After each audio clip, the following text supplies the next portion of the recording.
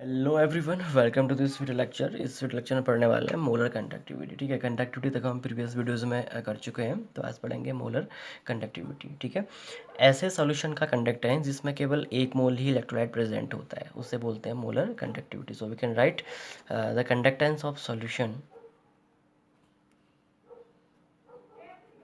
With the conductance of solution.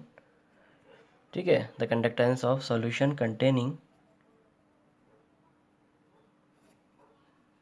containing 1 mole of electrolyte।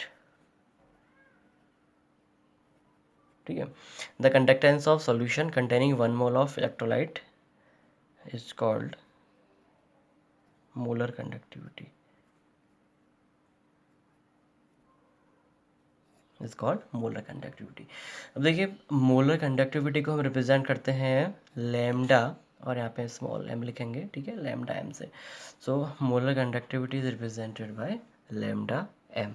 ठीक है, lambda M. ठीक है, तो देखिए जरा सा इसके लिए एक सेल हम बनाते हैं। ठीक, सपोज करिए ये एक इलेक्ट्रोलाइटिक सेल है। ठीक है, इसमें हमने इलेक्ट्रोलाइट भरा है जिसका कि कंसंट्रेशन कितना है, 1 मोलर कंसंट्रेशन, यानी 1 मोल इलेक्ट्रोलाइट यहाँ पे डिजॉल्व है। ठीक है, बस इसी सॉल्यूशन का कंडक्टेंस क्या होता है, मोलर कंडक्टिविटी होता है, यानी कि the conductance of solution containing 1 mole of electrolyte. ठीक है, ध्यान देना, ये सॉल्यूशन हमने फिल किया है और सॉल्यूशन का जो कंसंट्रेशन है वो 1 मोलर है, तो इसी का कंडक्टेंस क्या होता है, मोलर कंडक्टिविटी उसे बोलते हैं। ठीक है, यानी कि 1 मोलर सॉल्यूशन का कंडक्टेंस, और इसे रिप्रेजेंट करते हैं मोलर कंडक्टिविटी को लैम्डा एम से रिप्रेजेंट करते हैं। तो चलिए अब हम लेके आते हैं एक्सप्रेशन मोलर कंडक्टिविटी के लिए। ठीक है, तो जरा सा हम एक सेल ड्रॉ करते हैं। सपोज करिए ये एक कंटेनर है और इसमें इलेक्ट्रोलाइटिक सॉल्यूशन हमने प्लेस किया है। ठीक है,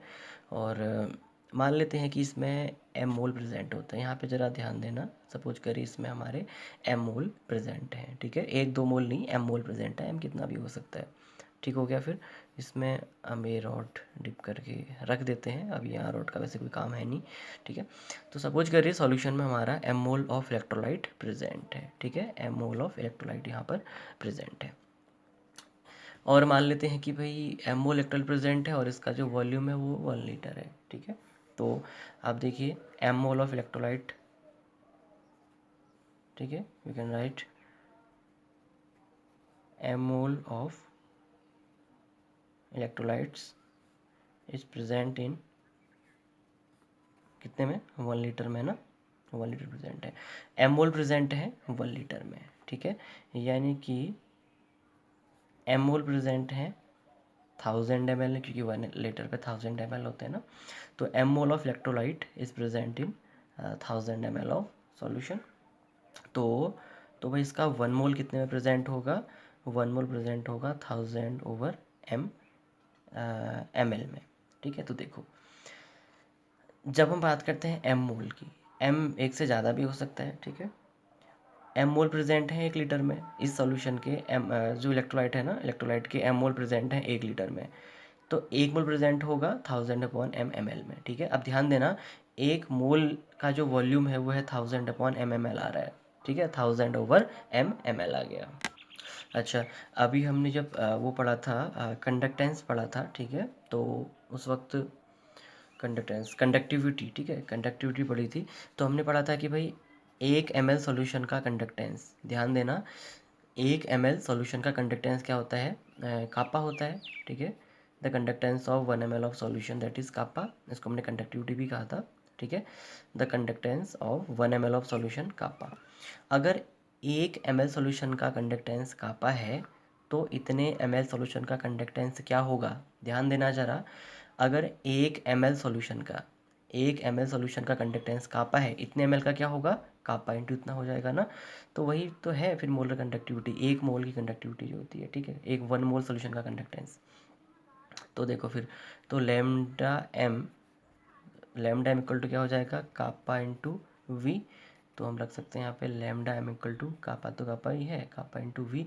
वॉल्यूम कितना था भाई 1 मोल का, 1000/m था। तो हमारा आ गया एक्सप्रेशन ना, तो एक्सप्रेशन आ गया लैम्डा एम, यानी molar conductivity equal to kappa into 1000/m। m यहाँ पे मोलरिटी होती है, ठीक। अब आप कहेंगे एक्सप्रेशन कैसा है, फिर से सोचिए। देखो भाई, हमने सपोज किया कि जो हमारा सॉल्यूशन है ना उसमें m मोल प्रेजेंट है और वॉल्यूम है 1 लीटर। अगर m मोल प्रेजेंट है 1 लीटर में, यानी कि m मोल प्रेजेंट है 1000 ml में, तो 1 मोल प्रेजेंट होगा 1000/m ml में। तो 1 मोल का वॉल्यूम कितना आ गया, 1 मोल सोल्यूशन का वॉल्यूम 1000/m ml आ गया, ठीक है। अगर यहाँ पर 1 मोल ही प्रेजेंट होता तब का वॉल्यूम क्या होता, 1000/m ml होता, ठीक। और हमें पहले से पता है कंडक्टिविटी के बारे में कि भाई 1 ml सोल्यूशन का कंडक्टेंस कापा होता है, इसी को हमने कंडक्टिविटी कहा था ना। 1 ml ऑफ सोल्यूशन का कंडक्टेंस कापा होता है। जब सॉल्यूशन का वॉल्यूम 1 ml होता है तब उसका कंडक्टेंस कापा होता है।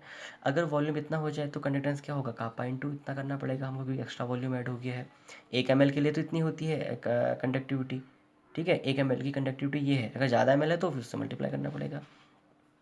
तो लैम्डा m का आपका 1000/m आ गया। तो फाइनली हमारा जो एक्सप्रेशन है वो ये आ गया है। चलिए, तो फाइनली अब हम लैम्डा m का यूनिट फाइंड करते हैं, ठीक है। Unit for lambda m। देखो फिर अब लैम्डा m का यूनिट कैसे फाइंड करेंगे। कापा ये है आपकी कंडक्टिविटी, ठीक है। कंडक्टिविटी को हम रिप्रेजेंट करते हैं साइमन सेंटीमीटर इनवर्स में। ओम इनवर्स सेंटीमीटर इनवर्स भी हो सकता है, साइमन सेंटीमीटर इनवर्स में भी इसको आप रिप्रेजेंट कर सकते हैं। इनटू, ठीक है, इनटू ये 1000 ml था। ml का मतलब होता है कि भाई सेंटीमीटर क्यूब, और मोल ही हो गया यूनिट, ठीक है। तो फाइनली हमारे पास जो लैम्डा आ जाएगा वो आ जाएगा Simon centimetre square mole inverse, ठीक है। तो लैम्डा का यूनिट क्या आ गया, Simon centimetre square mole inverse, ये होती है यूनिट लैम्डा m की। चलिए, अब हम बात करते हैं इक्विवेलेंट कंडक्टिविटी की। ये लगभग मोलर कंडक्टिविटी की तरह ही होती है, बस ज़रा सा थोड़ा सा इसमें फ़र्क है, ठीक है। इक्विवेलेंट कंडक्टिविटी को रिप्रेजेंट करेंगे लैम्डा इक्विवेलेंट से, इसको हम रिप्रेजेंट करते हैं, ठीक है। ऐसे सॉल्यूशन का कंडक्टेंस जिसमें सिर्फ एक इक्विवेलेंट ही डिसॉल्व हुआ होता है, ठीक है, तो उसे बोलते हैं इक्विवेलेंट कंडक्टिविटी कहते हैं, ठीक है। यानी कि conductance of solution containing 1 gram equivalent of electrolyte. So we can write conductance of solution containing 1 gram equivalent of electrolyte is called equivalent conductivity. उसको रिप्रेजेंट करेंगे लैम्डा इक्विवेलेंट से रिप्रेजेंट करते हैं, ठीक। देखो, अब आपको यहाँ पे इक्विवेलेंट मास निकालना आना चाहिए, ठीक है। प्रीवियस वीडियोस में भी हम इक्विवेलेंट मास निकालना सीख चुके हैं।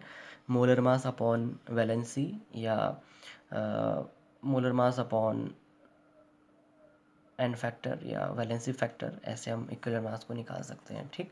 तो देखो, एक्सप्रेशन यहाँ भी कुछ पहले की ही तरह है, और इसका जो एक्सप्रेशन होगा वो होगा lambda equivalent equal to kappa into 1000/n। N यहाँ पे नॉर्मेलिटी है, या आप लिख सकते हैं kappa into 1000/, equivalent concentration in equivalent हो गया। ये नॉर्मेलिटी की तरह ही होता है, ठीक है। तो सिंपल एक्सप्रेशन है, उसी की तरह मोलर कंडक्टिविटी की तरह एक्सप्रेशन होता है। आपको बस इक्विवेलेंट मास निकालना आना चाहिए।